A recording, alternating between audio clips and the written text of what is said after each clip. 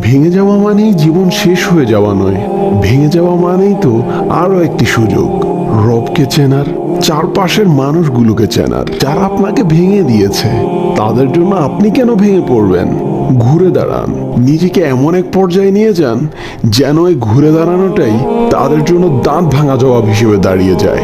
যিনি আপনাকে এত এত ভালোবাসেন যে কখনো ছেড়ে যান না, আপনি সে রবের জন্য সামনে এগিয়ে যান। নতুন ভাবে পথ চলতে শুরু করবেন, শুধু এই আশায় যে আপনার রব আপনার পাশে আছেন। আপনি যদি আপনার রবকে স্মরণ করেন, তাহলে তিনিও আপনাকে স্মরণ করবেন। কোনো সন্দেহ নেই এতে।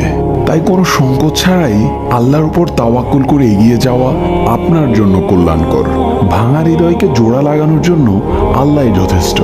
যে আল্লাহর উপর ভরসা করে তার জন্য আল্লাহই যথেষ্ট। হে আমার রব, আমার এই ভাঙা হৃদয়টি সবসময় আপনাকেই খুঁজে বেড়ায়, শুধু আপনার দয়ার আশায়। কারণ আমি জানি আমার রব আমাকে কখনো নিরাশ করবেন না। আল্লাহ আমাদের সকলকে রবের ফায়সালার উপর সন্তুষ্ট থাকার তৌফিক দান করুন। আমিন।